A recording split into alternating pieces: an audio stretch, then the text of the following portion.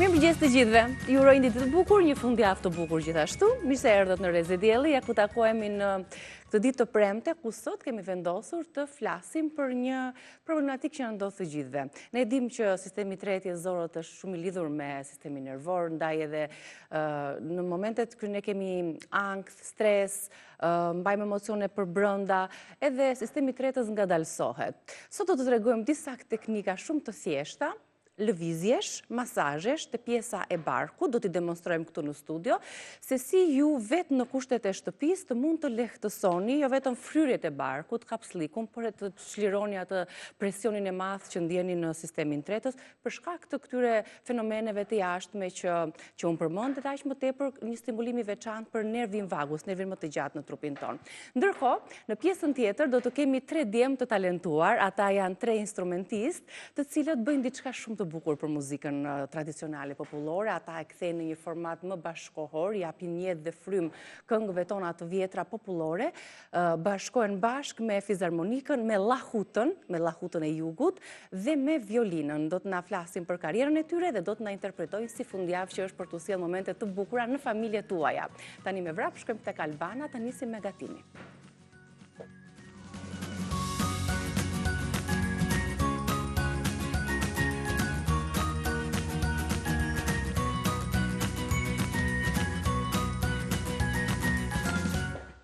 Mirë se të gjeta në kuzhinë. Mirëmëngjes. Si të kam sot? Në më të mirën e mundshme. Na kënaqe dje. Dje kishte një promovim të bukur të këndshëm, elegant, me klas, të librit ashtë, edhe Albana na mblodhi aty, treguam histori poezish, folëm për poezinë, për pasionet. Ishte një mbrëmje bukur. Faleminderit. Unë faleminderit sepse unë dua ta theksoj. Ishte vërtet një promovim, po ishte një promovim me njerëzit e mi që unë i quaj të familjes. Ishim tek ashti i Albanës. Dhe tek ashti, sepse dhe vetë Rrezja është një asht. Pak të boshtin diellor, ne nuk kemi se ku shkojmë. Dhe jo më kot, ajo e djeshtme jam kishte Rreze. Kisha kënaqësi, pra ishte viti në nësime dhe unë isha e gëzuar. Unë ju falenderoj, shumë falenderoj të gjithë njerëzit që ishin dje. Një ndërthurje e bukur mes përdero. Një ditë përkujtimore dhe një promovimi gjithashtu. Po, edhe, e lëm me kaq sepse edhe besoj se sot do të shkëlqej, sepse kam shumë energji nga dje. Nga dje nga sot, që të shkëlqej me këtë recet nuk shkëlqej njeri, do gënjem. Por, që të mbushi oreksin ton, vërtet e mbush, sepse si Briami nuk ka. Janë perimet e stinës. Çemri të bukur që ka kjo recetë. Briam, po. Mos e ngatroni Briam me Biriam. Biriami është ai orizi me pul. Po, është orizi me pul. Kurse këtë tjetra është thjesht me perime që kam patuxhan, patate të prera në kubik të mëdhenj, kunguj, domate, qep dhe normalisht radha i erdhi qepës. Cilëzoj pak produktet unë fillimisht? Yll fare. Çfarë të mban receta, çfarë përbërësish, perimesh ju duhen në tryez, pse jo, nëse i keni gati, mund ta gatuajmë edhe së bashku, se me sa shoh janë produkte perime të cilat i kemi të sezonit dhe i kemi në frigorifer. Na duhet për briamin e sotëm, na duhen patuxhan, cilat Albana i ka vendosur në tasin me ujë, domate, pomodor, kunguj, kemi patate, qep, krip, piper të zi, hudhra, dhe erza nga më të ndryshmet, nenexhik, borzilok, të thatë të grirë, majdanos, pak vaj ulliri, pak ujë, krip, piper i zi. Kjo është receta e briamit me perime. I kemi lexuar dhe ne do të tregojmë hap pas hapi procesin si do të gatuhet kjo recetë. Një recetë e thjeshtë, mban perime, kështu që ku ka perime, ne jemi gati që ta shijojmë. Spec, direkt shkova në për erzat, ë? Pakos fare spec të kuq pluhur. Shtoj borzilok dhe shikoj ku e kam vendosur dhe borzilokun, se normalisht disa erza janë të njëjta dhe prandaj vendos borzilokun. Të nuhasim, i vendosim një etiketë. Fillojmë pas, opa, qetësi. Masën e piperit. Sërish kam erza të tjera që vërtet i duan sepse duhet ketë aroma e fuqishme. Shtoj masën e kripës dhe i lë desa të pres të tjera. Të çlirojmë pak aromat. Po, të çlirohen aromat. Erëzave që shtuam. Kungullin tjetër. Dal këtu që të... Pra, në kubik mesatar. Mos harroni furrën e parangrohur. Në sa? Pa tjetër, 220. të 220 në varësi të shtoj. Domaten gjysëm. Kam një pomodor këtu. Të një cilësie tjetër. Është një madhësi më e madhe. Pa tjetër. Nuk quhet domate qërshi. Kjo tamam pomodorin. Se domate qërshi duket sikur i them heture më të vockët. Ato po, prandaj është shtoj thelpit e hudrës, të prera, në fetza. Përse nuk kam vendosur të fresta, sepse do të kaloj në proces termik. Të gjitha i largoj këtu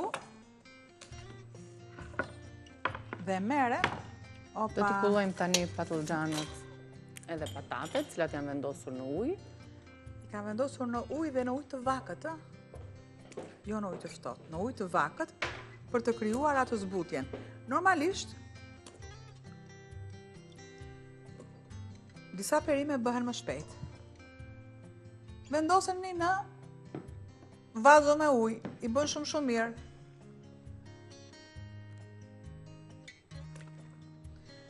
Po që s'jarë dhe diçka, jo pa qëllim kam edhe këtë patullxhanin. Në momente ka shumë patullxhan të tillë që janë me fara të tilla. Po se do të bëjmë, do t'i hedhim, kemi dhe ekonominë e xhepit. Patjetër me perimet e tjera nuk do t'i duket shija pak më e idhët, sepse farat e zeza i japin një idhësi gatimit. Pra, duke bërë me përzierjen e perimeve të tjera, do eliminohet ajo idhësia, sepse unë do t'i shtoj të gjitha këto erza. Qartë. Ja, lëshoj këto ujin. Ujrat, njëra më erët se tjetra, njëra me amidonin e patates, tjetra me ngjyrën erët të patullxhanit. Tani kemi gati që të Nikin e vërtet i kemi gati, por a mundesh të më marrësh atë tavën e baltës së lutem? Se procesin do ta ngadalsojmë. Po, do të shtoj një gotë ujë. E gjithë kjo që është, po si mund të ri unë pa shtuar vajnë? Pa që të shkoj vërtet? E më mos mendoni se vajnë ullirit kam shkuar i kam marrë kokrat nga pema e ullirit, jo. Sepse të tilla vinë, ke një limon në frigorifer? Kemi, pa tjetër. Asnjëherë nuk mungon.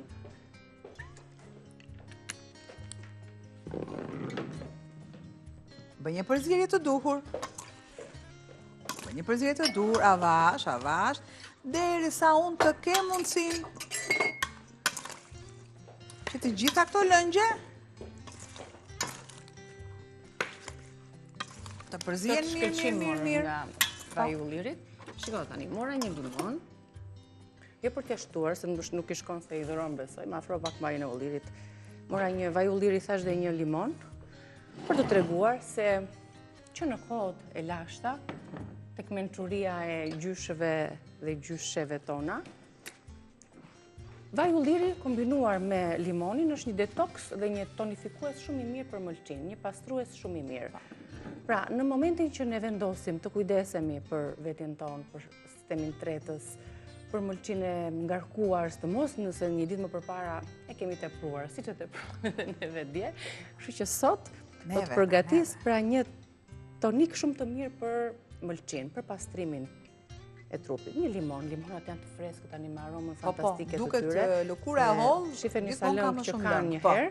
Pastaj të freskët akoma më shumë, kemi vajin e ullirit ekstra të virgjër nga Pema, një kompani siç e thash që është në treg që prej më shumë se një viti, pra shumë i ri në treg, po sjell një cilësi të vajit të ullirit, cilësi të parë të ekstra vaj ullirit ekstra të virgjër nga ullinjt e jugut. është koha tani e vajit ullirit, se cili kujdeset për të marrë në shtëpitë e tyre sasi të caktuara vaj ulliri, që t'i ketë për gjatë gjithë dimrit derisa të vi, sepse aq e ka kohën në fakt që të marrësh të kesh një vaj ulliri cilësor, duhet të zgjedhësh atë më të mirin dhe tash janë disa tregues, si te nuhatja, si te këshia, si tek ngjyra, si tek ambalazhimi në qelç dhe në qelç të errët. Më pëlqen shumë ambalazhimi që ka zgjedhur Pema faktikisht, se na siguron që vaji të ketë të vruaj të gjitha vlerat e tij deri në fund të përfundimit të shishes, siç ne kemi shfrytëzuar deri më tani. Pra po thoja, një bashkim i unë po bëj për të dyja, se ndoshta është edhe më tepër. Një limon të shtrydhur edhe vajin e ullirit, kur e kemi gjithmonë të një cilësie të mirë, siç është cilësia jon Pema, një luk për ta trazuar dhe një luk të voçkël. Është një mënyrë shumë e mirë. Esoll, për ta nisur esoll ditën. Një vaj ulliri, një luk vaj ulliri për çdo grua është shumë e mirë për të parandaluar tumoret, kancerin e gjirit sigurisht. Është dhe kjo nuk është se e them unë, thonë ekspertët. Si dhe filxani vra për gjendë. Si dhe me filxani. Urdhra, ta kam bërë gati. Edhe të gjo, edhe s'kam pira s'kape sot, që këshu? Në fund fare me të përfunduar. Sa dhim qërë është jeta, jo një luk, po një filxan duam. Sidomos vetëm kur dëgjojnë që të bën mirë, pastron mëlçin, ti ndjesh shumë mirë kur e konsumon. Po, sepse nuk ka atë aromën e vajit ullirit. Mos harroni që vaji ullirit nuk është vetëm ka për skuqje, po. Ka për sallat, ka dhe për ëmbëlsira, po. Është edhe bluarja, sepse disa mollin që janë akoma dhe më të mirë e bëjnë bluarje me bërtham. Kalon në filtra, nuk udhë sa gjë tjetër. Por kjo është vërtet gjë tjetër. Absolutisht. Antioksiduesi më i mirë. Unë e përgatis tjetrën time më vonë, po një filxhan të tërë të dhash. Një shoc vogël është mjaftueshëm çdo mëngjes esëll për ta konsumuar dhe do të kuptoni që nga dita në ditë do të ndjeni më mirë. Do të themu që ndjeja më mirë, nuk them që ndjeja më mirë sepse nuk e di, por di që ka një shije të veçantë. Ka nevojë të pastrohet nga ushqimet që konsumojmë, të lumshin duart, nga jeta që bëjmë, nga jeta sedentare. Do ta nisim që tani me këtë pastrimin e mëlçisë, duke bërë këtë kombinimin e mrekullueshëm në fakt, duke ditur vlerat edhe limonit edhe vajit ullirit, bashkimi i tyre është perfekt për pastruar trupin, organizmin dhe nuk është i rënd. Vaji nuk është i rënd. Një luk vaj ulliri, se unë bëra për të dyja, një gjysmë limoni edhe jemi në rregull. Pra, një luk vaj ulliri dhe gjysmë limoni, nuk një me një apo një me një gjysmë limoni, një luk vaj ulliri.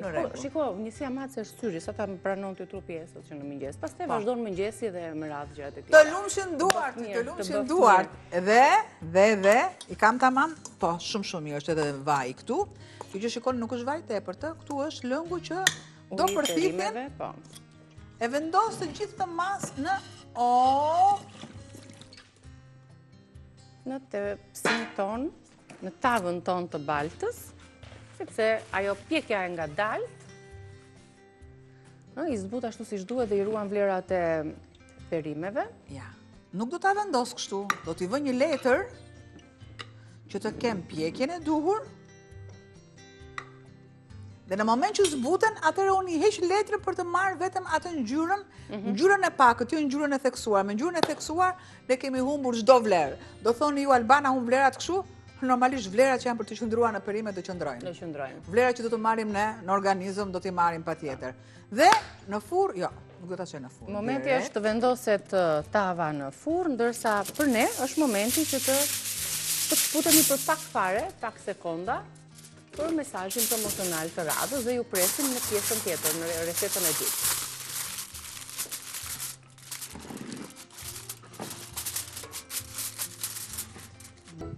Gati për të përgatitur ca byreçka tani, byreçka të vogla me djath. I tregojmë pak se çfarë ju duhet për t'i përgatitur ato. Pak produkte janë, sigurisht që është mielli, është djathi, është një vezë, i shohim të lexuara në mënyrë që dhe ju ti fiksoni më mirë se i shkruajnë anglisatët. Më kanë thënë që edhe i mbajnë shënim. Do të themi që është një vezë është tek brumi.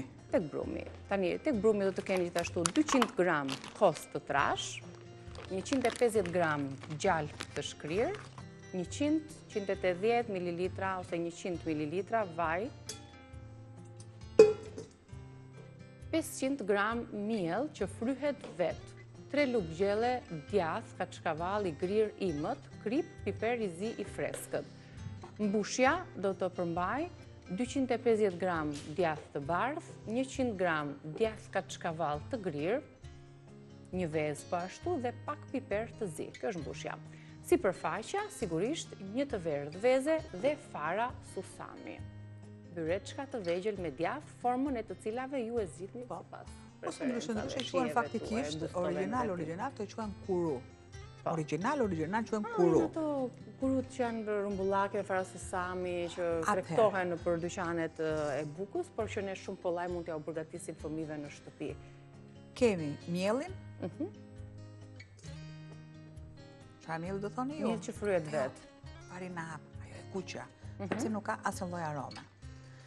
Kam për të shtuar edhe miell tjetër të zakonshëm, edhe miell picash. Kuptoni jo. Na duhet ai mielli me volum.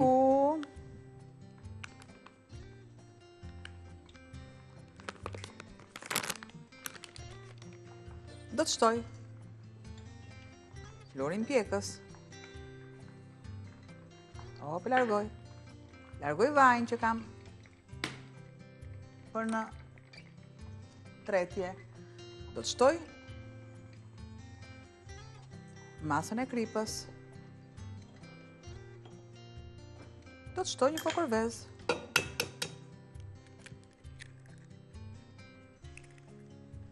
Të gjitha këto i largoj. Do të marr një mas ujë direkt tani. Të vakët ndoshta, që ta punojmë mirë, brumi duhet të punohet, si jepet atij formë, edhe të gjitha produktet integrohen mirë në të. Kështu që na duhet që e lë pak sa më njanë. I lë këtu pak sa më njanë. Do të shtoj tap të kosin më? Djathtin. 280, 250 gramsh. Vezën. Një mas kripe. Një mas piperi. Opa, të gjitha. I largoj dhe vendos.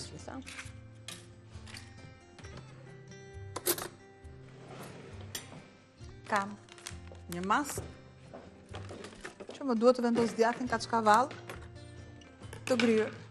E ka vetë të pjesën këtu. Unë ja ka marrë dorën gërshërës edhe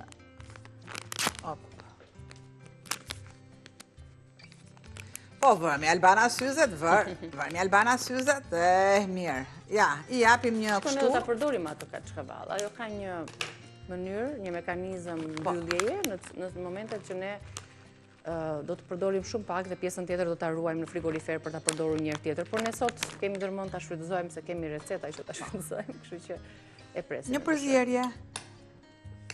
Kjo përzierje është edhe një lukos që t'i jap atë kremozitetin e duhur. Dhe të gjitha këto mirë i tham. Tu shtoj edhe pak vaj. Shtoj edhe pak pema, vaj ulliri, siç e tham, duke i shtuar informacioneve që përmendëm për cilësinë dhe për prodhimin e vajit të ullirit. Teknologjia që përdoret për prodhimin e vajit të ullirit është teknologjia e fundit italiane, 2024, ashtu ka ardhur në treg edhe pema. Me mbledhjen e ullimeve është shumë e rëndësishme, unë kam qenë nëpër ullishte shumë vite më përpara dhe diferencë të madhe bën edhe mbledhja e ullirit.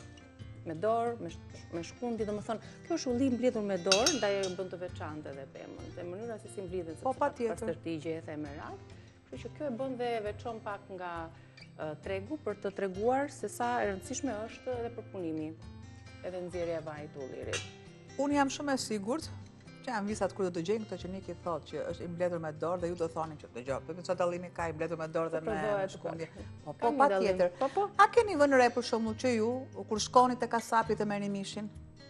Dhe tjetër është dhe vazhdimisht që thuhet mish halal. Pse është mish halal? Sepse baktia ka një trajtim tjetër, merret për këdhelet dhe më pas, pra ti jep dashuri asaj baktie dhe më pas kalon ai procesi deri te konsumatori. Kështu që dhe ulliri. Sepse ndikon tek cilësia e mishit. Po patjetër. Në fund fundit. Në fund fare rezultati ky është, arsyeja kjo është që pse edhe kafshët mirë trajtohen para therrjes. çdo produkt nëse i kushton dashuri dhe i jep për kushtimin e duhur, patjetër që do na japi dhe ai rezultatin e duhur. Mirë tani, vazhdojmë me byreçkat tona, sepse do të ndërtojmë brumin. 200 gram kos dhe bëj përzierjen. Përzierjen do ta bëj me luk.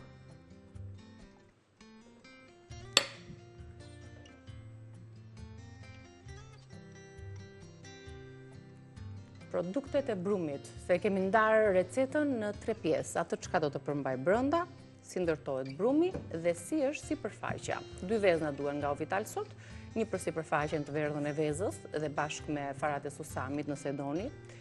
Po ja jep atë lezetin, ja jep atë imazhin. Një brum i butë, i fortë, si do të jetë ky brumi jonë? I butë do jetë sepse unë nuk. Opa.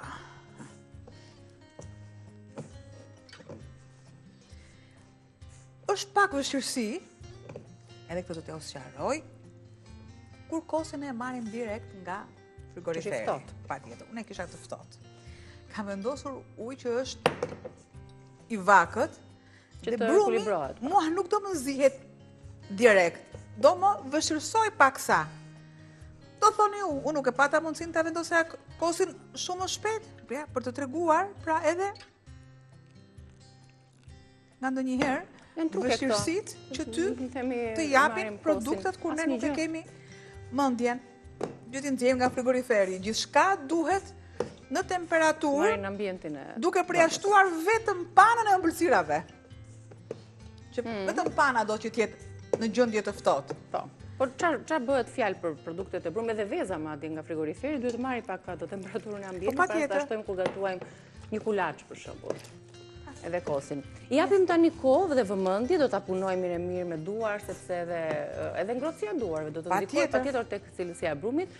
Shumë pak i duhet tani për t'i dhënë formën Albana. Ne shkëputemi për të falenderuar bashkëpunëtorët tanë dhe rikthehemi për të vazhduar me këtë recetë, por edhe me ato të tretën. Ju presim.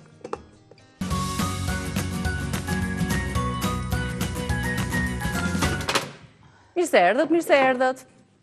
Vazhdojmë të punojmë, vazhdojmë të kemi në duar brumin, duke i dhënë formën e duhur për ato byreçkat e mbushura. I themi dhe njëherë së bashku produktet, ja Albana po jep atë tani kaq minuta sa që punove brumin, nuk ka shanse që të mos na dalin të mira këto byreçkat. I shkrifët do dali në fund rezultati, ju ndërkohë mund t'i shënoni dhe njëherë produktet. Çfarë ju duhet për brumin? Kos i trash, gjallë pishkrir, pak vaj, miell që kryet vetë do ishte ideale, djathka çkavall, piper i zi, krip dhe mbushja përmban 250 gram djath i bardh, 100 gram djathka çkavall i grirë, një kokër vezë dhe pak piper të zi. Edhe mbushjen e kemi përgatitur, e kemi gati në tryez. Ndërkohë, në sipërfaqe do të shtojmë një të verdh veze dhe po të duam disa fara susami. E kam unë të verdhën e vezës, e kam. Marrim një në frigorifer nëse e shpenzuam. Jo, është atje, është. Po, filloj dhe ndaj brumin në gjysëm.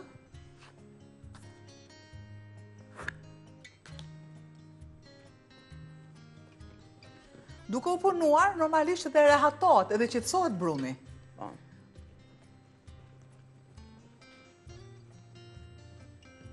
Ndaj brumin në 4, që unë të orientohem, se s'pu duhet ka 17. Por e punoj, pra nuk e punoj me dy duart, e punoj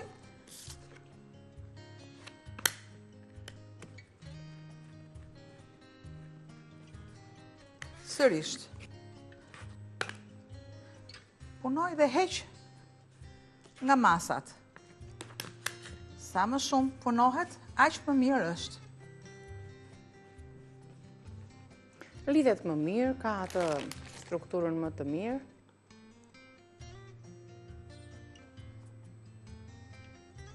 Largoj. Të them që ti punojmë dhe bëjmë ato të parat që ti mbushim. Po, prandaj dhe një letër pjekje të lutem. Normalisht letrën e pjekjes e mira është ta lagni pakos fare. Ose më shkurt, njëmin pak. Një spërkatje e lehtë. Edhe kësaj pakës fare, i heqim vetëm aneksin, gjithë apartamentit. Ja, opa. Dhe shikoni, pra sa më shumë punohet brumi, kjo bullaksia e brumit ju vjen vetë, nuk ka nevojë ta punoni. Do thoni ju vjen vetë, duke pasur gjithmonë një miell cilësor, duke pasur një miell cilësor. E kuptoj që në dorë që ka një masë pak më të madhe dhe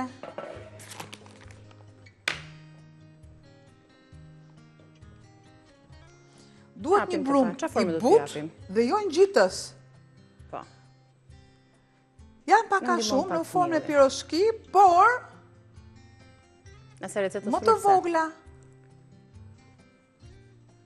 E lë derisa të përthithi pakës miell.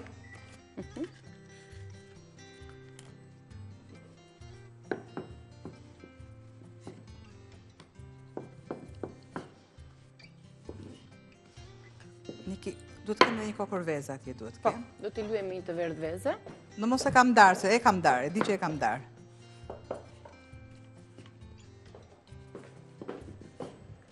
Ja. Këtu.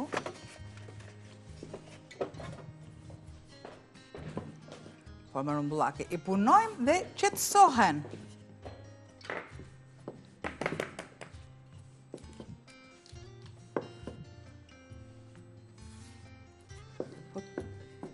Të lumt.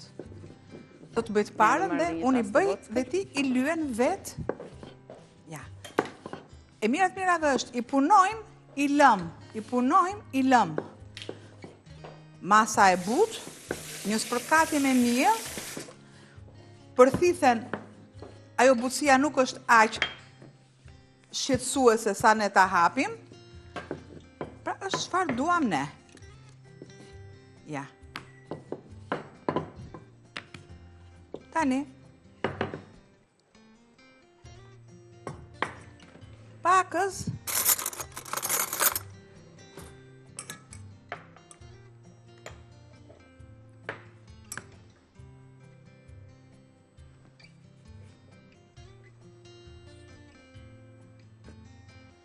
pra vaj në brum, gjalp në brëndësi. Sa do thoni ju? Diku të 150 gram. Thoni po, i mirë është edhe i qumë shqip të brumi. Është i mirë, pa tjetër që është i mirë. Por nuk dua që të humbim, sepse është shia që vjen.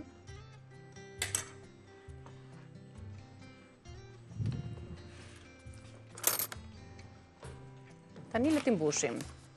Brumin e kemi gati, i kemi hapur, bëjmë disa mbushje dhe të kalojmë tek supo kemi pastaj?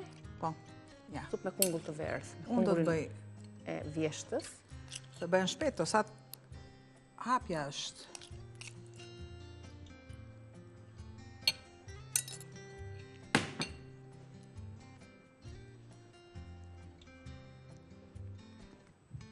Super. Tani një lyerje me furç me të verdhën e vezës pak pajullir, i mbean atë shkëlqimin e duhur, butësinë, ngjyrën. Gjithçka që na duhet për... Direkt një lyerje. Po. E tillë. Ja, op.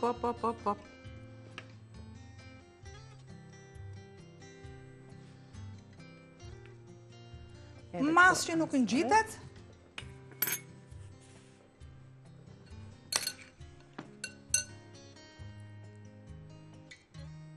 Shumë të mira dalin, aq më tepër kur i gatuajmë vetë në shtëpi, me të gjitha produktet tona. Edhe pakës këtu se e shoh që e kam bërë me koplaslik të madh. Jo, këto janë bryçka që e duan mbushjen të jetë kremoze, ashtu e mbushur mirë. E tillë. Op, shpejt.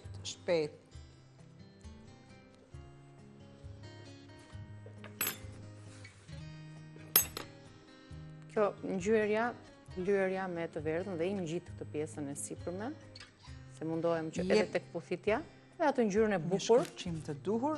I rregullon vetë një ato tani ti, formën që t'jenë bukur dhe në. Ja, kjo pjesa e pirunit i ngjit akoma dhe më mirë.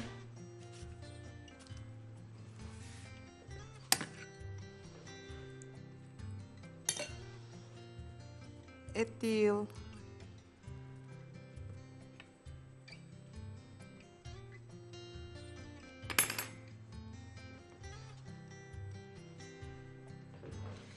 Largoj unë të gjitha derisa një ki bën op. Mjaftueshëm janë tani. Besoj e kuptua këtë recet si përgatitet. Nëse duam në fund fare gjatë përfundimit të pjekjes, do t'ja shtojmë ato farat e susamis, po ja shtojmë që në fillim, se ato dhe nxjehen, piqet më shumë se ç'duhet. Kështu që nga fundi sa të marrin atë ngjyrën e duhur. Kaq do t'i lyej, i vendosim në furrë për t'u pjekur dhe të parat janë gati. Piqen shumë shpejt, fryhen, sepse është edhe procesi punës veza që kanë brenda, po ashtu edhe kosi, mielli që fryhet vetë. I lëmë në atë procesin e tyre tani të qetë bashkë me Briamin për të vazhduar pjekjen në furrë dhe shpresojmë që deri nga fundi, se dhe pak minuta kanë mbetur fatkeqësisht, do t'i tregojmë. Gjithsesi në rrjetet tona sociale, po ashtu edhe në YouTube, do t'i shihni edhe me foton përkatëse se si përfundon receta. Bëjmë një supë tani, supë vjeshte? Direkt.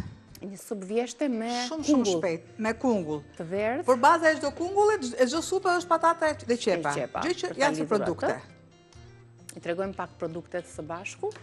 Ju duhet kungulli i verdh, të cilin e përdorim jo vetëm për gatime, por këto ditët e Halloweenit, këto ditët e vjeshtës, bashkë me gjethe të verdha të vjeshtës, kungull sheg, portokaj, limona, i japin vërtet ngjyra të ngrohta shtëpisë, kështu që i përdorim jo vetëm për supra për gatime, por edhe për të na ngrohur shpirtin dhe për të na sjellë më afër, më bukur me vjeshtën. Ndërkohë në ekran, supë me kungull të verdh, lexojmë bashkë produktet. Një kungull mesatar 800 gram të verdh, një qep mesatare, një karot, një patate, 2 thelpinj hudhër, 2 lugë vaj ulliri dhe 1 lugë gjalp, 1 litër lëng perimesh ose ujë të ngrohtë, gjysmë filxhani pana ose qumësht, krip piper i zi dhe pak armyshk sa për ta cekur prekur pak shijen. Që t'jetë sa më e kollajt. Shtoj pataten. E kam të prerë në disa kubik. Pra, ose ju i shtoni, ose i bëni në rende. Pra, po i bëjmë gati që tani dhe pastaj i zjem direkt në copëza të vogla. Piperin. Mora dhe unë një kungull, po nuk e ndaja dot në shtëpi që është i madha e prandaj. I fort për kështu ishte, po e pa mundur të ndaje. Ai që i fort ishte. Direkt. Pra, ose i zini, e zjeni kungullin bashkë me pataten. Normalisht, kungull duhet më shumë sepse është supë kungulli. I shtoj, Ngjyrën e pastë si të pikturuar. Pak ujë.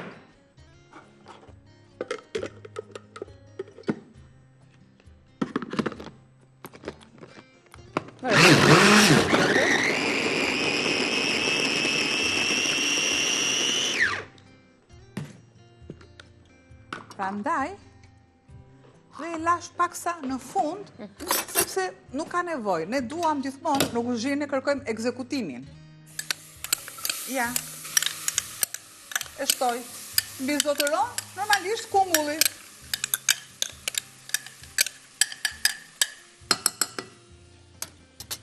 Shtoj pak mas ujë këtu.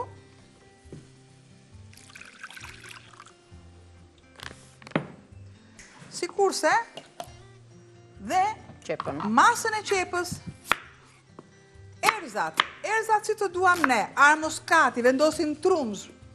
Unë edhe shije gjingjeri nëse e duam pastaj. Gjingjeri është që jep akoma dhe më fuqishëm, për ne të mëdhenj të shumë mirë, tek fëmijët e vegjël nuk e vendosim, pra është gjithmonë sipas dëshirës të themi.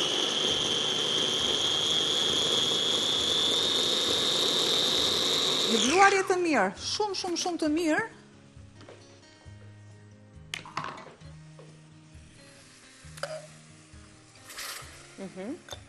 Do thoni ju, tani u qetësova. Sepse bashkë me flasim gjithmonë, pa doreza. Tani u qetësova sepse... Kishtë halë në minutave. Kishtë halë në minutave. Por, ndjeve. Kumbull të humë të fara, ku shkoj më del për para. Por jo, këtë radhë, jo shikoja. Ta dishti sa vlera kanë ato farat e kungullit. Shumë. Ta dishti se për çfarë shërbejnë ato. Te kjo supa, shumë mirë, farat mua më duhen që të jenë, kur themi të tiganisura paksa. Deri aty erdhi djegja e qepës. Ja. Çaj qepe të fort pas ke zgjedhur. E ka fajin kopshtari. Djegjesh. Nga do gjesyt në do gjë. Asgjë nuk më duhet nga këto. Shtoj dhe masën tjetër të kripës. Po, panën dhe arën myshk në fund fare, pasi të ketë zjerë. Op, i largova. Në fund fare, këtu unë kam të panën e gatimit. Pra kjo është mënyra më e shkurtër dhe më e thjeshtë e përgatitjes së një supe, e cila duhet të jetë patjetër në tryezat tona të vjeshtë. Kemi kungujt, kemi patatet, karotat, qepën, baza litse e çdo supe. Ne ta lëmë të zjejë për 10-15 minuta, aq, shumë kollaj. Po, sepse shkaluar e gjitha, shkaluar në përgatitet shumë shpejt. Kjo ishte për t'ja rikujtuar, për t'ja risjell në vëmendje që mos harroni ta përgatisni supën me kungullin e verë, ndërkohë bashkë do të shikojmë pak dy recetat e tjera. Mund ta largojmë pak letrën e aluminit bana si thua. Po. Që të ta sjell aty tek tryeza, megjithse i duhet si çdo gatim do kohën e vet. Thjesht e largova pak letrën që të marrim pak ngjyrë edhe perimet. Pra, perimet, supa edhe byreçkat janë këto recetat që zgjodhëm të sillnim për ju në ditën e sotme. Përgatitini sot, nesër, kur të keni ju mundësi. Me siguri që tryezat tuaja janë shumë të bukura dhe të shëndetshme në ditën e sotme. Na u fik pak. Shtoj panën, s'ka problem. Unë do të shtoj panën këtu, gjysma e panës shkon në gatim dhe gjysma tjetër është sipër në shërbim. Pra duhet edhe ftohta sepse jep një shihet të veçantë. I vendos kapakun. S'kon tamam siç bën ndonjëherë barku. Gur. Duhet t'i japim lëvizjet e duhura, më ndiqni pas pak do të jem me Sidorelën për të treguar disa lëvizje që duhet t'ia bëjmë barkut në shtëpi, mos ndiem atë rëndesën. Tensionin e brendshëm. Një lidhje drejt për drejt. Ma këtë që ka tensioni i brendshëm, nuk është nga... Ajo fryra që na vjen nga stresi, nga tensioni i brendshëm, dhe jo nga kequshqyrja. Ajo është tjetër gjë pastaj, do dhe mjekime të tjera. Të lumshin duart, javë të bukur, ne shihemi pas fleshit informativ, ju pres.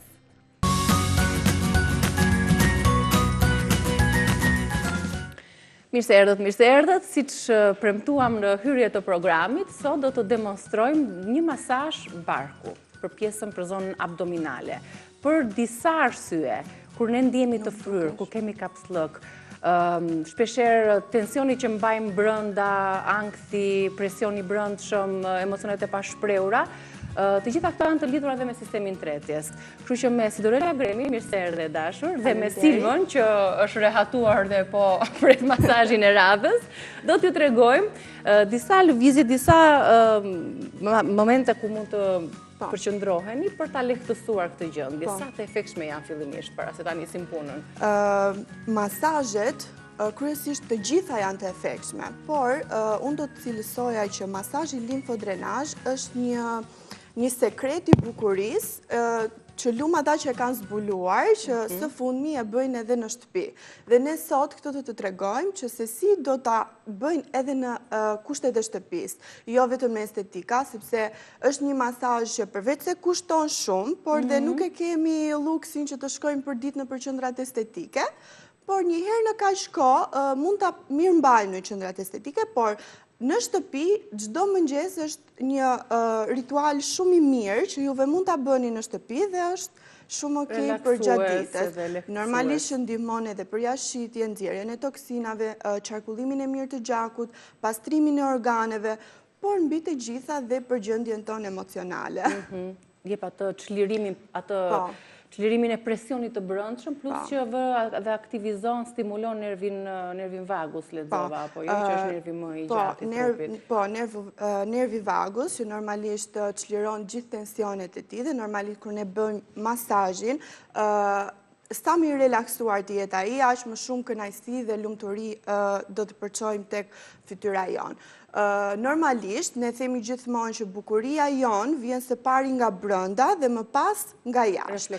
Nëse ne trajtojmë trupin ton nga brenda, nëse ne bëjmë këto masazhe të cilat rregullojnë komplet sistemin limfatik, jo vetëm tek barku, po në të gjithë trupin, por kryesisht organet kryesore janë të gjitha tek barku dhe detoksifikimi i mëlçisë apo çlirimi i stomakut, çlirimi i emocioneve, punimi i diafragmës është tek barku dhe ne këtu do të shpjegojmë se si juve mund ta kryeni këtë lloj procedure në shtëpi çdo mëngjes dhe të jeni perfekt. Do të ndjeni pastaj benefitet. Normalisht është dhe kjo që në seancën e parë nuk do të ndjeni atë gjithë të që thamë, në gjithë të përmbledhjet përfitimeve që përmendë. Po, por në seancën e parë ne bëjmë zgjimin e trupit, sepse trupi është gjithmonë në gjendje të fjetur. Nëse ne nuk praktikojmë diçka, nëse ne nuk bëjmë një lëvizje, aktivitet fizik, apo çfarëdo lloj gjëje tjetër, trupi qëndron në gjendje të fjetur. Pra ne bëjmë atë zgjimin dhe më pas në seancën e tretë ne fillojmë të rikuperojmë. Dhe për shembull në seancën e fundit, që e themi ne, është memoria e trupit. Trupi e memorizon këtë lloj procesi dhe vazhdon që ta kërkoj vazhdimisht. Qelizat kanë memorie. Ne jemi mësuar kryesisht që këto masazhe i bëjmë kryesisht tek kurizi, tek shpatula, tek pjesa e kokës, qafa e me radhë, dhe nuk kemi treguar këto lëvizje apo këtë mënyrë të relaksimit përmes këtyre lëvizjeve, këtij masazhi të barkut, të cilat do t'i mësojmë tani përmes Sidorelës dhe ju mund t'i fokusoni, mund t'i memorizoni, mund t'i riktheni pastaj edhe kësaj hapësire që do të publikojmë në kanalin tonë në Reze Dielli, për të ndihmuar çdo familjar, për të ndihmuar veten në rast të parë dhe pse jo, të na shkruani nëse ju ka funksionuar apo jo. Gjithmonë për t'ju lehtësuar edhe koston, se shumica njerëzve shkojnë në qendra. Nëse na e bën ndonjë familjar, është akoma dhe më mirë, sepse mund ta bëjnë në këtë lloj pozicioni që e kemi ne, por mund të njëjtat procedura mund t'i kryejmë edhe në këmbë, që mund t'ia bëjmë vetes përpara pasqyrës. Para pasqyrës në këmbë, e kuptova. Pra edhe kjo funksionon, që mund të ndihmojmë veten tonë. Tani, fillojmë fillimisht një vaj patjetër që duhet. Mjafton një vaj, por kryesisht mund të jetë vaj kokosi, vaj bajame që të na tonifikojë dhe pak lëkure, që e bëjmë që e bëjmë, ta bëjmë tamam. Kështu që fillojmë me procesin ta nxefim pak pjesën e lëkurës. Pra lëvizjet janë nga jashtë brenda, jo nga kërthiza dhe jashtë saj të pijet. Pa mbledhim kështu barkun, ndërkohë unë mund të imitoj Sidorelën. Po. Kjo është një lëvizje që thekson shumë mirë belin dhe është edhe për rimodelimin e trupit. Por normalisht ne këtu kapim pjesën e zorës së trashë edhe ndihmojmë për pjesën e të dalurit jashtë. Tani me duart e tua se ti ke eksperiencë dhe ke kaq vite që merresh. Si është barku aktualisht barku i Silvës? Ka fryrje, ka ujëra, ka toksina. Ja, të gjitha këto që ne kapim janë toksina dhe po ta punojmë të paktën për 30 minuta, do të shohim që kjo pjesa këtu nuk do arrim ta kapim dot më, sepse do të ndoset dhe të gjitha ujërat do shkarkohen. Lind pyetja që ku na shkarkohen këto ujërat? Si e kuptojmë ne që kemi nxjerr toksinat? Nëpërmjet urinimit, domethënë i gjithë detoksifikimi i trupit bëhet nëpërmjet urinimit. Është një lloj procesi që kalon në urinë dhe të gjitha proteinat, toksinat, lëngjet e tepërta dalin nëpërmjet urinës dhe jashtëshitjes. Ka një fazë të caktuar kur një grua në rastin e grave mund ta realizojë për shembull para ciklit, pas ciklit, gjatë ciklit lejohet, as lejohet apo në gjendje të caktuara të tjera shëndetësore. Është një lloj masazhi që lejohet në të gjitha fazat e jetës. Mujore. Po, sepse nuk ka dhimbje. Normalisht, mbas masazhit ne kemi pak lodhje, sepse trupi ka të procesin e vet dhe të gjitha pacientët që kam mund thënë, jemi pak të lodhura, po, sepse mbas masazhit duhet të pushosh. Nuk duhet të shkosh mbas masazhit të kryesh një aktivitet fizik tjetër apo qof dhe punë të shtëpisë. E ndihmon sasia ujë që duhet konsumojmë pas masazhit për të derdhur larguar toksinat? Patjetër, deri në 3 litra ujë duhet i pim patjetër mbas masazhit limfodrenazh. E dëgjova Silva, besoj. Mirë, tregojmë tani hap pas hapi. Të gjitha lëvizjet, të gjitha. Atëherë, fillojmë këtu me diafragmën. Shtypim në zonën e stomakut dhe shkojmë poshtë. Këtë lloj procesi e bëni edhe me trupin tuaj. përpara pasqyrës normalisht për t'i parë edhe lëvizje dhe t'i fiksojmë më shumë. Vazhdojmë në zonën e kërthizës dhe vazhdojmë në bark. Me disa lëvizje rrethore të thjeshta. Pra vëmë në lëvizje në këtë mënyrë edhe zorët. Po.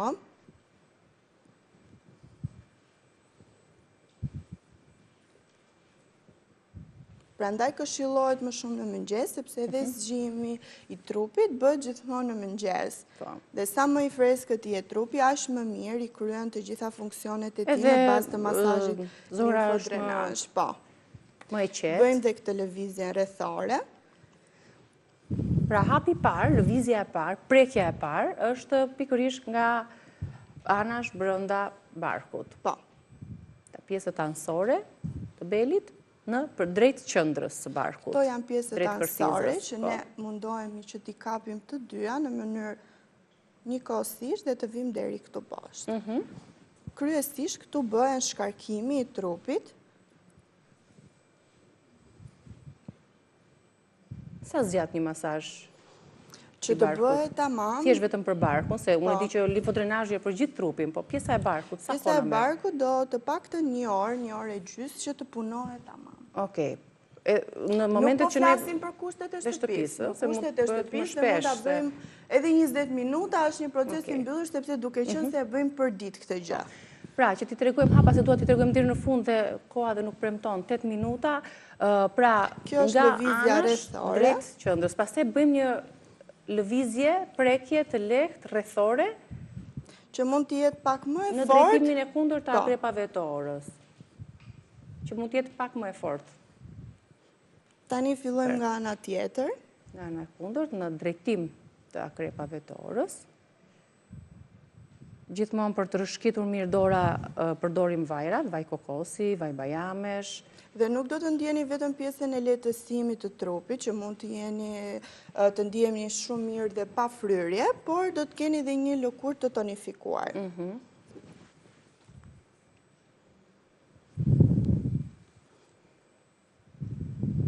Pra, lëvizja e parë anash brenda, lëvizja e dytë njërë në drejtim të akrepave të orës, disa momente nga ana e kundërt e akrepave të orës, më pas lëvizja e tretë. Lëvizja e tretë do të jetë po e njëjta. Ripërsërisim. Po, ripërsërisim këtu dhe lëvizja e fundit do të jetë lëvizja e diafragmës që çliron pak emocionet. Lart poshtë. Dhe normalisht kur ne duhet ta bëjmë këtë lloj lëvizje, duhet të marrim frym thellë, merr pak këtë. Okej. Ja, po ta ndjejmë lëvizjen të gjitha dorët. Ato e ndjen ti që prek.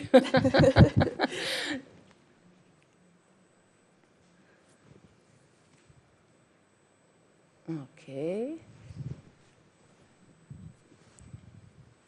Pra, edhe njërë në ndihmon, jo vetëm në largimin e toksinave, në çfryrjen e barkut, në momentet kur kemi fryrje të cilat vijnë jo vetëm për shkak të ushqimeve të ndryshme, për jetën sedentare që kemi, po si që thamë dhe atë presionin e brendshëm, akumulimin e tensionit, emocioneve të pashprehura, të gjitha këto ndikojnë tek tretja, ndikojnë tek rehatia apo parehatia e barkut ton, ndaj, përveç se duhet të rregullojmë sigurisht ushqimet, diçka që na prek sistemin ton tretës, që nuk e toleron zora, duhet të rregullojmë emocionet tona, presionin, stresin, të cilat ndikojnë vazhdimisht në stomakun ton edhe në zorën tona, që është truri i dytë. Ne e përkëdhelim trurin e dytë, i japim një butësi, kujdesemi për të, gjithë zonën abdominale, në mënyrë që të na kthejë benefitet. Një masazh shumë të thjeshtë që i bëm. Kjo zona këtu është, sepse dallohet peshiri që ne e kishim, kjo zona këtu është pak më e ulur. Imagjino të ky proces të vazhdojë për disa. Shiko, kam vënë re se i kam parë dhe në rrjete të ndryshme, në faqe të ndryshme ku ushtrohet për shembull limfodrenazhi, pjesa e masazhit të barkut dhe i gjithë trupit. Janë të vërtet ato fotot që pas një masazhi njëra kofshë është më e ngushtë se kofsha tjetër? Janë të vërteta sepse fillon dhe tonifikohet lëkura. Mblidhet, ka raste për shembull që mund të jetë thjesht është publikuar do me thënë si ka ardhur dhe si përfundoi, por mund të jetë në seancën e 5 dhe trupi ka krijuar një memorie dhe merr direkt tonifikimin, lëngjet zhduken, fillojnë të shkarkohen.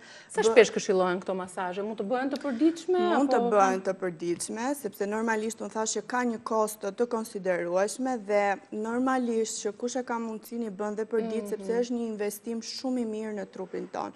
Është gjithë sekreti i bukurisë është aty. Në qoftë se ne sigurisht që kjo shoqërohet me dietën e shëndetshme të normalisht. Këtë mund të bësh masazhe sa të duash, por nëse nga ana tjetër fillon pastaj atë që ne shkarkojmë, ti shkon edhe mbledh akoma dhe më shumë duke ngrënë ushqime të pashëndetshme.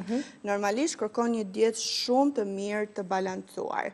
Bëni këto lëvizje rrethore kundër dhe në drejtim të akrepave të orës, këtë mbledhjen, pra sigurisht shtyn ato mbeturinat, toksinat e trupit dhe pastaj të diafragmës lart edhe poshtë. Diafragma duhet të jetë në këtë mënyrë. Po, në këtë formë, kështu. Po.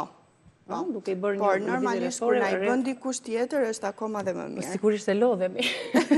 Tani, kjo vendosja, sepse a funksionon fillimisht, kjo vendosja e vajit të kastorit te pjesa e kërthizës për çfarë na shërben? Po, është shumë i mirë për detoksifikimin e trupit, normalisht dhe për tonifikimin e lëkurës.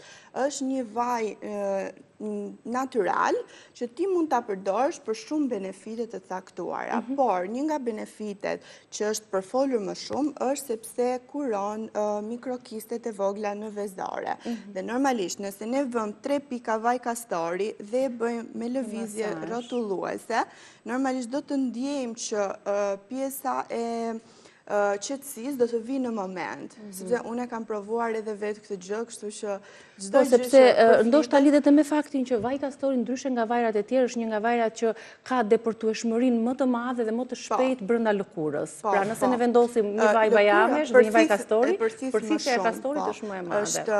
Depërton deri më thellë. Po, vërtet është pak ka një teksturë më të trashë se vajrat e tjerë, por ngjitse. Po, por lëkura e absorbon më shpejt se vajrat e tjerë. Ndoshta vaj kokosit është pak më i rënd, vaj bajames më ashtu, po ashtu. Dhe nuk e di pse për vajin e të kastorit ka shumë benefite. Dhe po të futesh të lexosh, kuron dhe shumë probleme, jo vetëm të tjera, po të jashtëm, por dhe të brendshme. Por një nga këto është mikrokistet në vezore që shumica e vajzave vuajnë nga kjo vezoret policistike. Krahas le të themi trajtimeve dhe konsultave me mjekun tuaj, patjetër që konsiderojnë edhe këto metodat natyrale së jashtmi, sepse janë pa efekte anësore, sidomos një masazh i tillë relaksues do të relaksojë komplet nervin vagus, tensionin e presionin e brendshëm, lëvizshmërinë e zorëve dhe ndjen pastaj atë relaksimin për ta nisur ditën. Mund të bëhet edhe në mbrëmje, sepse në mëngjes sikur e kufizon atë kohën. Mund të bëhet edhe në mbrëmje, normalisht. Aq më tepër kur ne e kemi bërë rutinë dhe në mbrëmje ai krijon atë memorien dhe siç tham, rezultati do të jetë po ashtu i njëjtë. Dukshëm. Unë të falenderoj, faleminderit Silva, mund të vazhdosh ta trajtosh deri në fund procesin. Do të shkëputemi, ne në fakt do të jemi sërish bashkë pas publicitetit. Kemi regjistruar 3 djemtë me instrumentet e tyre, do të na ofrojnë momente të bukura në Reze Dielli. Faleminderit.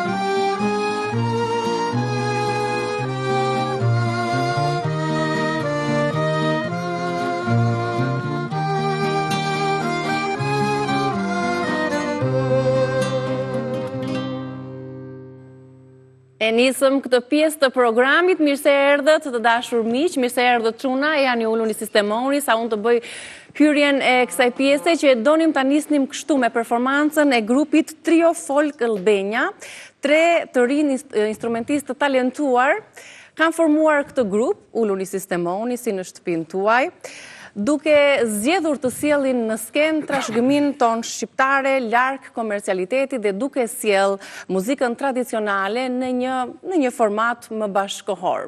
Por e veçanta e këtij grupi është që janë 3 instrumente që bashkërendohen në një mënyrë perfekte me njëra tjetrën për ta sjellë bukur muzikën në formatin bashkëkohor, bukur muzikën tradicionale. Do të mësojmë më shumë për karrierën e tyre të secilit instrument dhe do të veçojmë lahutën. Një instrument i veçantë, jo të gjithë e njohin, sepse e njohim lahutën, por djemë të na shpjegojnë se si dhe çfarë roli ka kjo pamje që po shihni kaq e bukur.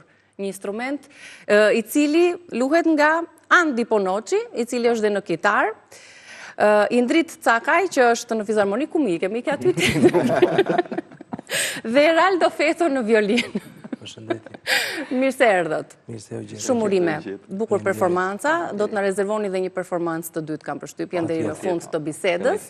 Më tregoni pak si ka lindur, si keni arritur të formoni një grup, pse keni zgjedhur në fakt të sillni këtë muzikë në audiencën tonë. Trio Folk Albania apo jo? Po. Me njëri tjetrin kemi shumë kohë që njihemi, por për një viti jemi pjesë e një qendre kulturore ku ne aty japim koncerte pothuajse për ditë, bëjmë prova me njëri tjetrin pothuajse për ditë, dhe duke luajtur gjatë koncerteve, gjatë provave, ne aty pam që ne të treve na ngjit shumë muzika me njëri tjetrin. Dhe menduam të krijojmë një trio që të promovojmë muzikën tonë folklorike, por duke sjellë në një format më të kohës, por pa e deformuar, duke i qëndruar origjinalitetit. Dhe me këtë synojmë që të bëhemi dhe burim frymëzimi për brezat e rinj që vinë pas nesh. Që ta duam folkun, se muzika folklorike është shumë e pasur, është shumë e bukur. Dhe ju e sillni në një format më të bukur, më bashkëkohor, por duke ruajtur gjithmonë muzikën e tabanit, muzikën tradicionale. Si e ka pritur publiku këtë qasje të re që ju i bëni muzikës folklorike? Domethënë si fillim ne filluam në rrjetet sociale duke postuar, domethënë video, duke bërë materiale, dhe i nisëm për kënaqësinë tonë, por e pam që kishte shumë klikime, kishte shumë komente, njerëz që na përgëzonin, domethënë sepse të 3 instrumentat shkojnë edhe bukur me njëra tjetrën në tingëllimin e tyre. Është mjeshtria juaj në fakt për ta bërë që ato të shkojnë me njëra tjetrën. Që ne kemi, domethënë janë shumë shkojnë shumë me njëra tjetrën. Edhe duke sjellë edhe materiale që ndoshta edhe ishin haruar më përpara, edhe ne i risollëm përsëri. Kështu që u prit mirë nga publiku edhe kjo na bëri që të vazhdojmë akoma duke postuar video, duke bërë materiale të reja. Si përzgjidhni materialet që i performoni për publikun? Kush është ai që vendos, që është lideri i grupit, që bashkohet pjesa tjetër? Grupi jo nuk ka një lider, jemi të gjithë lidera. Për atë gjë që bëjmë. Jemi nga 3 zona të ndryshme. Unë jam në zonën e Përmetit, që njihet për kulturën dhe për folkun traditën. Eraldo është nga Korça, kështu që edhe korçarët njihen për këtë gjë. Edhe Indrin e kemi Tiranës. Keni mbledhur të 3 është zona. me nga Korça, nuk do të abdikoj. Tani duhet parë gjithë lista juaj e përzgjedhjes së materialeve për të vendosur se kujt i dëgjohet më shumë fjala në grup. Çfarë materialesh më shumë do zgjidhni? Jemi gjatë gjithkohës shumë si macja me miu. Me përzgjedhjen e materialeve ne merremi të 3 çunat. Unë pak më shumë Indriti është më tepër aktiv në këtë pjesë. Në pjesën e përzgjedhjes Se materialeve. duhet të thënë që të 3 zonat janë shumë të pasura në muzikën folklorike. Ne mundohemi të zgjedhim materiale që t'i prekim të gjithë zonat e shqiptarisë. Së fundmi kemi prekur edhe zonën e Veriut. Nuk jemi nga Veriu, po thjesht e kemi prekur. Gjëja parë që bëj kur zgjedh një material është që ky material t'i përshtatet trios tonë, instrumentave që ne kemi në trio, domethënë violin, fizharmonik, kitarë ose lahut. Lahutën. Po. Domethënë direkt unë mendoj orkestracionin, si do luaj violina, si do luaj fizharmonika dhe më pas ja sugjeroj djemve pastaj. E provoj. Duke bërë një, le të themi, veçanësi në tregun komercial. Pra, sot tregu është plot me muzikë, me prirje të komercialitetit. Ju sillni një muzikë tradicionale, një muzikë folklorike të përshtatur në një format që e përqafon çdo moshë, çdo grup mosh kam përshtypjen.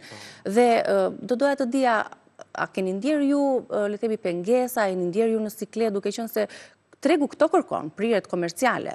A kishit frikë se nëse do të sillnit këtë lloj formati të muzikës tradicionale, nuk do të përqafohesh nga publiku, por nga ana tjetër ka rezultuar që publiku e ka dashur e ka përqafuar muzikën që u sillni? Çfarë pengesha keni arritur? Paka shumë dieshe kjo gjëja që është një gjë që është harruar komplet. Paktën brezi i ri nuk ka më dëgjim në shtëpi apo në makinë apo në radio, dëgjojnë muzikë popullore, dëgjojnë vetëm muzikë komerciale, muzikë okej, në rregull. Do dëgjoj muzikë moderne, por paktën nuk Juve e ju di çfarë të frymëzon them. kjo gjë, juve ju Unë mban në personalisht treg e kam kjo marrë gjë të edukat fortë. muzikore që nga prindrit, që nga familja. Në shtëpinë time është dëgjuar, pavarësisht edhe babain tim e ka muzikant. Klenetist, por në shtëpinë time gjithmonë është dëgjuar muzika popullore njëre, para pastaj janë dëgjuar muzikë të tjera. Normalisht që dëgjojmë edhe vetë dëgjojmë muzikë të huaja, muzikë klasike, muzikë komerciale, normalisht.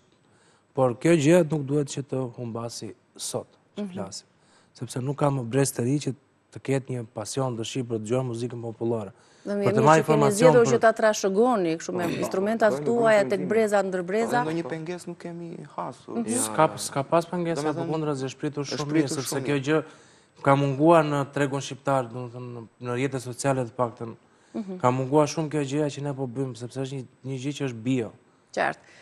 Eraldo nisi nga familja, duke qenë se e ka një bazë trashëgimie pjesën e muzikës, të instrumentit, ke zgjedhur violinën, ke dashur të kalosh në një tjetër zhanër muzikor, duke zgjedhur një vegël të profilit klasik, që ka një rrugtim të gjatë violina në muzikën klasike.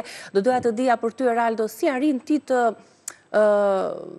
bashkërendosh kaq mirë me dy instrumentat të tjerë, të cilët kanë profil folklorik tradicional, ndërsa violinën e shohim në këtë rrugtimin klasik, duke patur parasysh dhe mikrotonalitetet që ka muzika tradicionale, si ke arritur të krijosh këtë harmoni me instrumentat e tjerë përmes violinës, dhe ta sjellësh kaq bukur pastaj në të gjithë formatin bashkëkohor.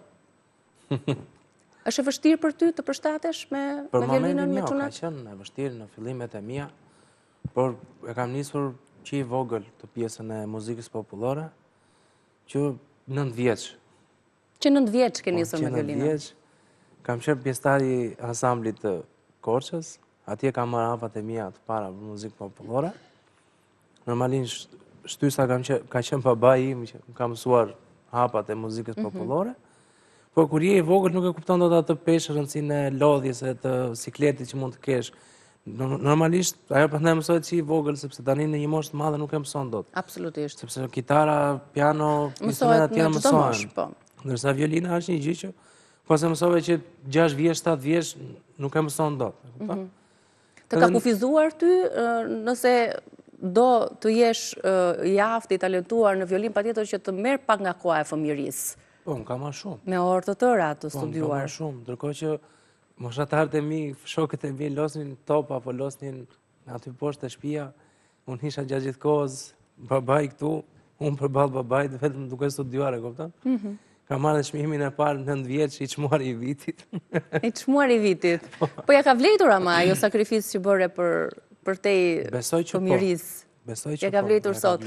Për fizharmonikën, si ka nisur dëshira për t'i rënë fizharmonikës, për të zgjedhur këtë instrument?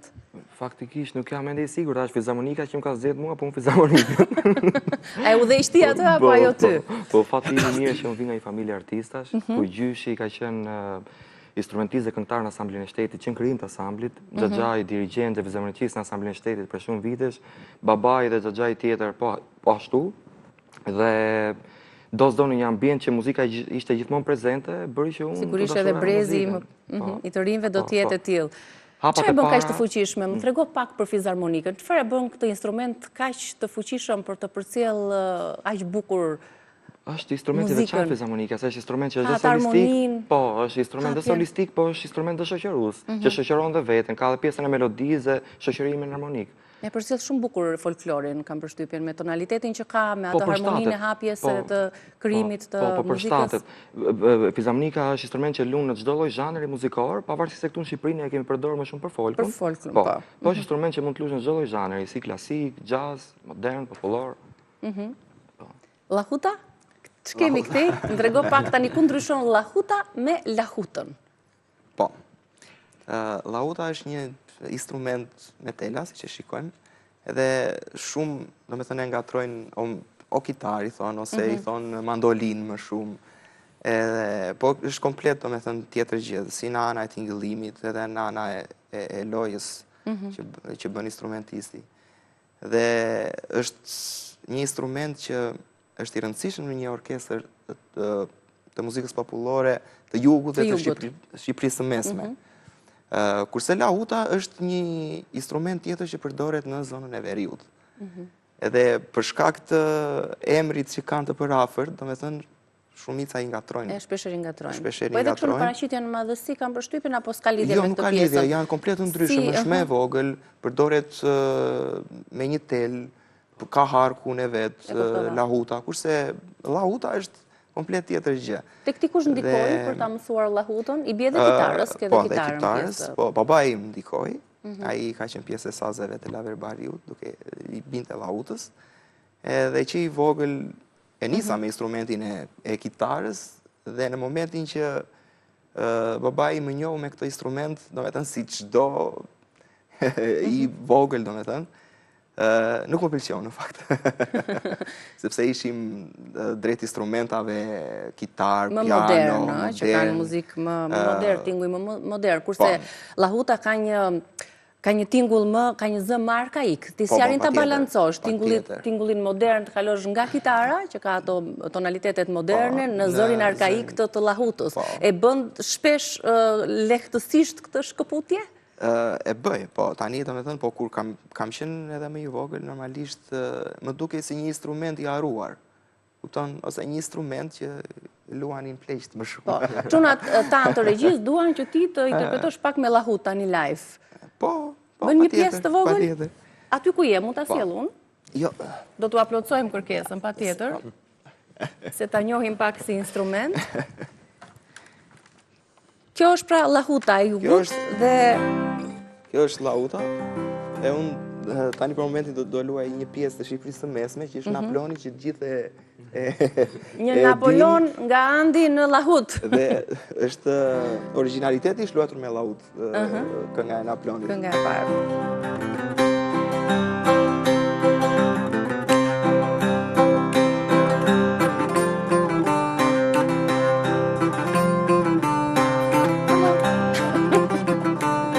Po përcej nga regjia, besoj, sa kemi patur dhe një dasë më çuna edhe kemi të freskët të kërcimi.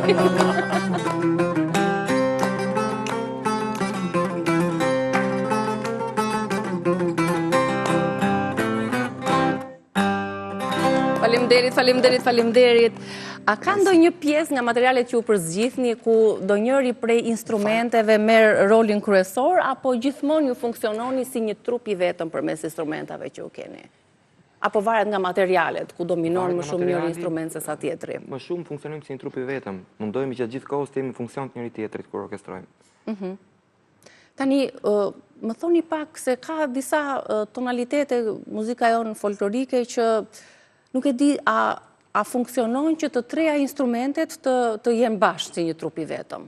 Du të ketë azharnime të tjera, kujdi unë, ndonjëherë nuk arrini dot që këtë material ta sillni, ta përcillni ashtu siç duhet, për shkak se violina është, siç e tham, ka atë stilin e vet klasik, domethënë, sa prova ju duhet për ta sillni një material ashtu siç duhet në këtë formatin që ju keni sjell, formatin tradicional bashkëkohor? Do goxha punë, sepse është ndryshe një orkestër të madhe që janë të gjitha komponentët muzikore, janë instrumenta të gjitha që mund të orkestrohet shumë mirë, po të bëhet një material në 3 instrumenta dhe të ndahet, domethënë, është pak e vështirë. Kupton që të tingëlloj sa më bukur. Secila instrument ka ato linjat e veta, Indriti, Eraldona, domethënë gjithmonë jemi duke folën me njëri tjetrin për orkestrimin, domethënë, lahuta ka linjat e veta, zamonika ka... Janë të përditshme, thuaj këto. Janë të përditshme. Ka pasur dhe materiale, domethënë, që sa e bukur kjo. Që nuk sillen, ka patur do të materiale që nuk i sillni dot përmes trejt. Kemi menduar se do funksiononte. Kemi menduar se do funksiononte dhe në momentin Jo të gjitha materialet mund të përshtaten për një lloj trio si puna jonë. Për shembull, më thoni një material, një këngë që nuk e keni arritur dot ta sillni në formatin bashkëkohor, një muzikë të folkur. Ne arrim gjitha, problemi është brenda formatit që nuk ju pëlqen ju, pra do të arrini dot në atë nivelin që do. Sepse do komponentë të tjerë që të tingëlloj një këngë ashtu si duhet të tingëlloj. Sepse nuk mund të bësh një këngë shkodrane, po themi, që është një këngë e bukur, një këngë ritmike, një këngë lozonjare, ta sjellësh vetëm me kitarë, kupton? Se normalisht duhen edhe disa komponentë tjerë që të plotësohet komplet pjesa e originalitetit të këngës, siç duhet. Me Shkodra shkon bukur, me fizharmonikën, me violinën, shkon shumë bukur. Kënga parë që ne luajtëm ishte këngë shkodrane. Këngë shkodrane, po. Çorrelat. Do na interpretoni diçka tjetër për publikun? Bëhemi gati, bashkë me instrumentet duhet të jetë besoj dhe lahuta në këtë kompozim, tani e kemi lahuta, si çfarë ishte me kitarë, andi, kështu që bëhemi gati për interpretim. Ma shpjegoni pak materialin? Ku do shkojmë, në cilën zonë? Në zonën e Korçës. Në zonën e Korçës. Dhe Përmetit. Do më thënë, e kuptuam kush i përzgjedh materialet. Materialin e parë që interpretuam ishte Indriti që e përzgjodhi. Që zgjodhi nga Shkodra. Dhe tani materialin e dytë normalisht. Keni zgjedhur ju. Kemi Derin unë dhe Eraldo. Se ju ndihmojnë, le të themi, familjarët që u përmendën që janë artista. Po, shumë. Në karrierën e tyre për përzgjedhjen e materialeve. Shumë. Baba Eraldo Sugjerime. Sugjeron gjithmonë, domethënë, e përshëndesim. Ndërkohë bëhemi gati edhe një herë për interpretimin e dytë. E shijojmë bashkë me publikun dhe më pas do të risjellim sërish çunat në bisedë, sepse kam përshtypjen se me gjithë këto materiale që ata kanë përgatitur, sigurisht që do të kemi të bëjmë edhe me ndonjë album në treg, apo jo. E diskutojmë pak më vonë, fillimisht me interpretimin.